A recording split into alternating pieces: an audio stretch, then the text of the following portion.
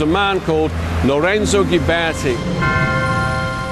Ghiberti invented a totally new method of sculpting in bronze. Each panel was cast in a single piece, which gives these images a tremendously organic quality. Each one's a story distilled to its essentials, a miniature drama from the life of Christ. Here's the Last Supper, apostles hunched round the table. Here's Christ on his donkey, entering Jerusalem. And there's even an image of the traders, money bags and all, being driven from the temple. A small reminder of the ancient Christian distrust of riches. Now, it took Ghiberti in his workshop more than 20 years to complete these great doors. They were finished in 1424, just 5 years before Giovanni de' Medici died. And I think that when he looked up at what he and his fellow committee members had been responsible for commissioning, it was so much in excess of what anyone could have expected. This really is one of the great masterpieces of early Renaissance art. But I think it alerted him, and indeed the whole Medici family, to the potential of art.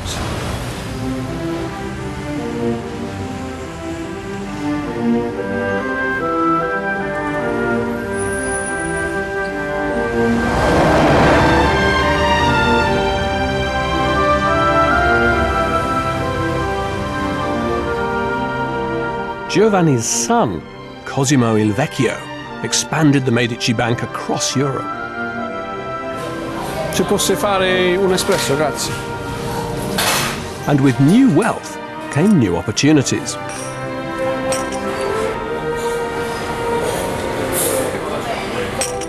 Cosimo was a political genius who turned the Medici into the most powerful family in Florence. But he also knew that the city was a republic, in name at least, where everybody was supposed to be equal. So he dressed in the plainest clothes and even rode a donkey instead of a horse. He was determined to do everything he could to wipe the stain of usury from his family's reputation. This is the monastery of San Marco. In the 1430s, the Pope promised Cosimo redemption if he would pay for its construction. A heaven-sent opportunity to launder his piles of dirty money. It was fairly standard practice for extremely rich people to endow a chapel, to commission a cycle of religious frescoes. But here, the Medici had paid for the construction of an entire monastery. This was a completely unprecedented act of private patronage. It seems that as far as Cosimo il Vecchio was concerned, when it came to the state of his eternal soul, money really was no object.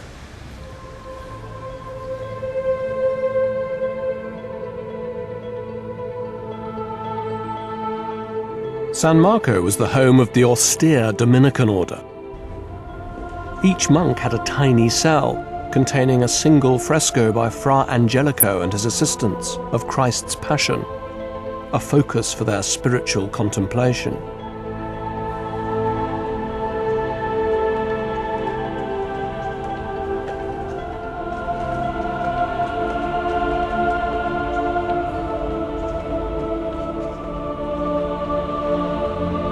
And Cosimo, the moneylender, had even made his way inside the temple. Now, this is the entrance to Cosimo's own cell, and right over the door there's an inscription that makes official the nature of the exchange that's taking place here. It says that the Pope, Eugenius IV, promises that Cosimo de' Medici will be absolved for all his sins in exchange for having built this monastery. How typical somehow of this money man, this banker, to get his own pardon, to get his own salvation in writing.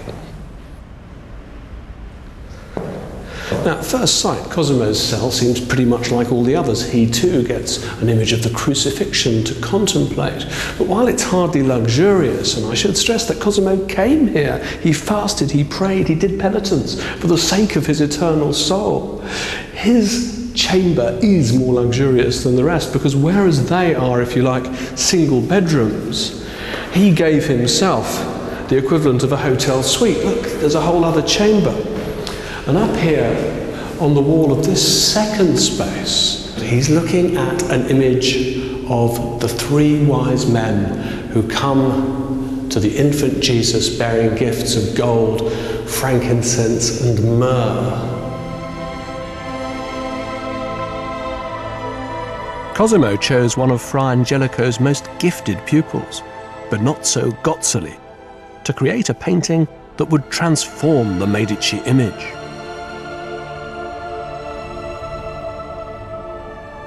I think what Cosimo's done here is he's asked himself, how can I release us? How can I release us Medici, us usurers, from the taint of our profession? And I think he's combed the Bible for an example of rich men who are also good. And more or less the only people to whom that applies are the Magi, who are obviously a kind of visual metaphor or alter ego for Cosimo and the rest of his family, because they bring gifts to Jesus. What is this whole monastery if not a splendid gift to Christ?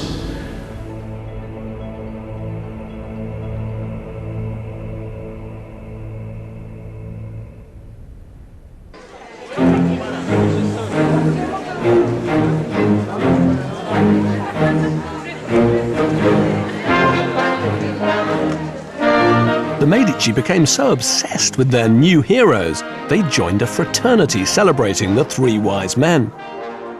And they wanted the whole of Florence to share in their devotion.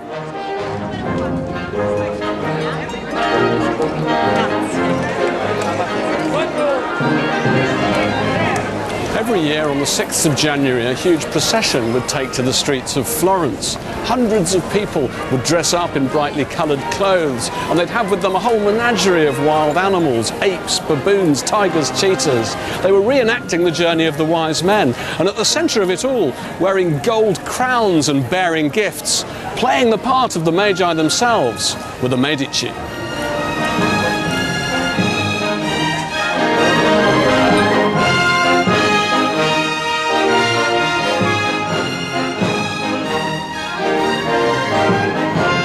The parade of the Magi would snake its way past Cosimo's own house, the Palazzo Medici.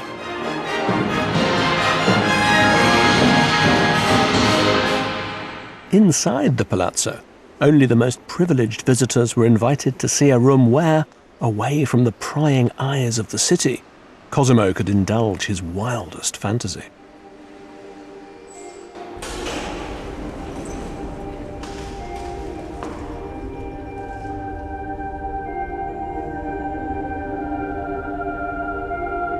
In Cosimo's private chapel is a spectacular fresco showing the journey of the Magi to Bethlehem. Once again, Cosimo turned to the artist Benozzo Gozzoli, who'd painted the same subject in San Marco. But there's no trace of austerity here. It's a blaze of colour with a cast of hundreds. Gozzoli even had the audacity to insert himself and members of the Medici family into this biblical scene.